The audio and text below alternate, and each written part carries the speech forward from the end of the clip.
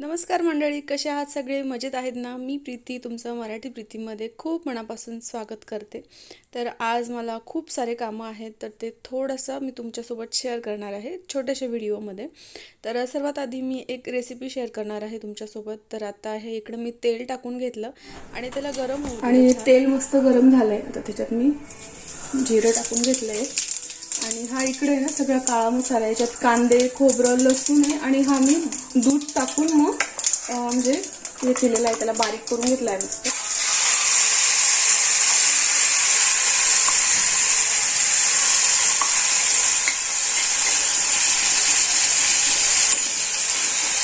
आजची शेवभाजी खूप स्पेशल असणार आहे, एकदम मस्त.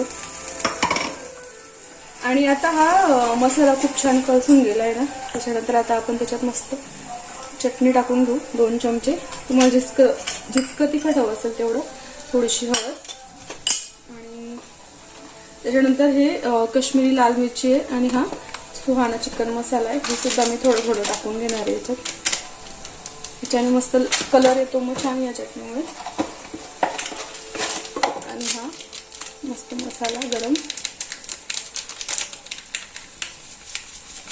आमच्याकडे थोडं फिकच खातात, त्याच्यामुळे मी जरा कमी टाकते. आणि आता हे छान कलसून घेऊ आपण ह्याच्यामध्ये.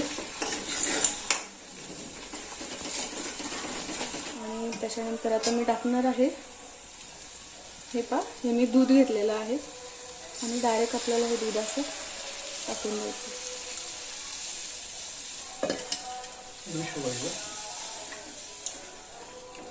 तर आपण पाणी थोडंसं सुद्धा टाकलेलं नाहीये. पूर्ण दुधामध्ये आपली ही शेवभाजी असणार आहे आजची.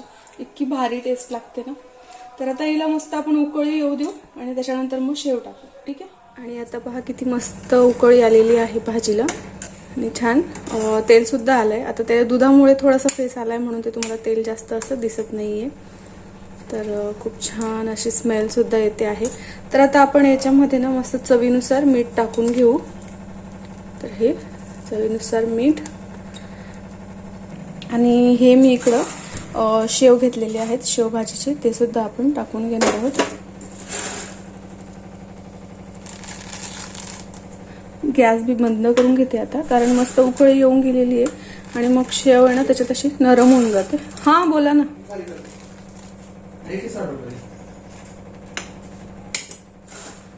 तर हे असे शेव टाकून घेतले आणि त्याच्यानंतर मस्त अशी कोथिंबीर.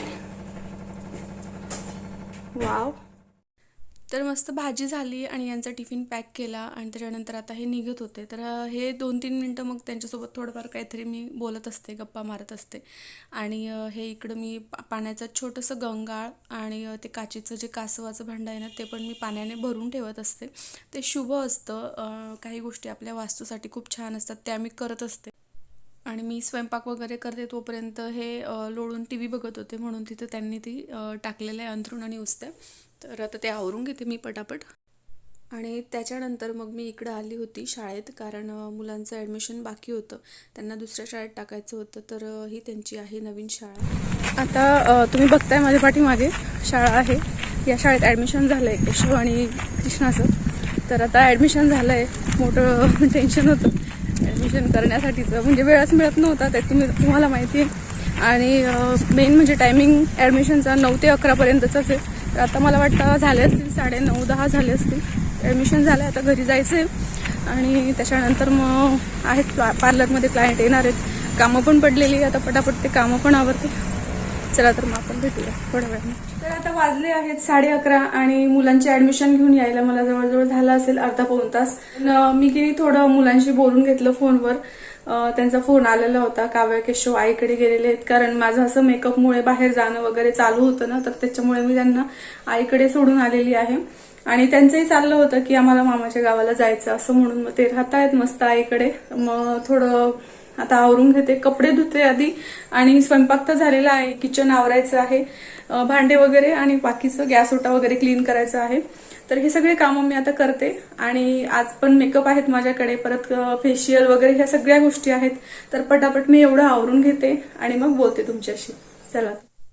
तर आता हे मी किचनचे वगैरे कामं आवरून घेत होती पटापट, कारण की काय मग एकदाचं पार्लरमध्ये कोणी सुरू झालं तर मग हे कामं राहिल्यात ना तर पेंडिंगच राहून जातात तसेच मग संध्याकाळी रात्रीपर्यंत.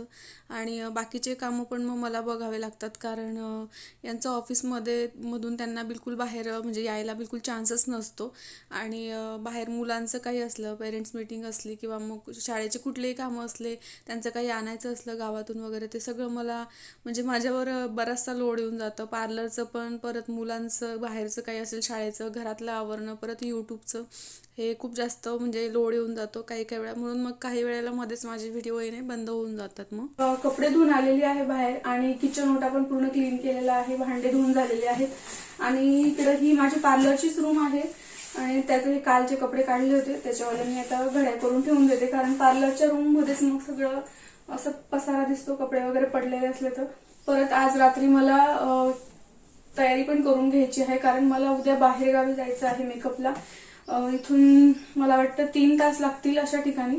चाळीसगावला मला मेकअपला जायचं आहे उद्या, म्हणजे चाळीसगावच्या पण पुढे आहे ते गाव एक, तिथं मला जायचं आहे मेकअपसाठी आणि एक दिवस माझा तिकडेच मुक्काम असणार आहे. आता मी पटापट घड्या करून घेते आणि मग त्याच्यानंतर बोलते तुमच्याशी. तर मंडळी आता वाजले आहेत 1 आणि आता माझं सगळं आवरून सुद्धा झालेलं आहे आणि क्लायंटचा फोन आलेला आहे. जी माझी परवाची नवरी आहे, म्हणजे 10 आणि 11 तारखेची जी नवरी आहे ना, तर त्या नवरीचं आज वॅक्स, फेशियल वगैरे, ब्लीच सगळं आहे. तर तिच्यासोबत आणखीन 2 जण येणार आहेत, तर त्यांचं आहे. आणि दुसऱ्या गावाचे 3 साईड मेकअप आहेत. एवढं सगळं आज चालणार आहे पार्लरमध्ये. आणि त्याच्यानंतर संध्याकाळी दुसरे क्लायंट पण येणार आहेत, तर ते सगळं आज दिवसभर असं चालणार आहे, असं आजचं शेड्यूल असणार आहे. पण मी हे तुम्हाला शेअर नाही करू शकत, कारण सगळ्यांनाच हे आवडेल किंवा व्हिडिओ घेतलेलं आणि शूट केलेलं आवडेल असं नसतं. जे कोणाला आवडतं ते मी तुमच्यासोबत शेअर करेलच, पण ज्यांना नाही आवडत ते मी आता. आणि काय असतं की पार्लरमध्ये एकदा आल्यानंतर आपण करण्यामागे असतो त्यांचं सगळं जे काही असेल ते, आणि पटापट क्लायंट करण्यामागे असतो, तर हे शूट वगैरे करायचं मग मला तेव्हा काही जमत नाही. तर आजचा हा असा छोटासा ब्लॉग होता. आणि तुम्ही जर चॅनलवर नवीन असाल आणि तुम्हाला जर माझे व्हिडिओ आवडत असतील तर प्लीज चॅनलला सबस्क्राईब करून घ्या आणि बाजूला जे घंटीचं बटन आहे ते सुद्धा दाबून घ्या, म्हणजे माझे येणारे प्रत्येक व्हिडिओ तुम्हाला सगळ्यात आधी पाहायला मिळतील. तर आजच्या व्हिडिओमध्ये आपण इथंच थांबूया, अजून पुढच्या व्हिडिओमध्ये आपण भेटूया. तोपर्यंत नमस्कार. तर ही आहे नवरी आणि तिचा बिफोर आफ्टर मी फोटो लावलाय आणि मेकअप कसा झालाय तर प्लीज मला नक्की सांगा हा.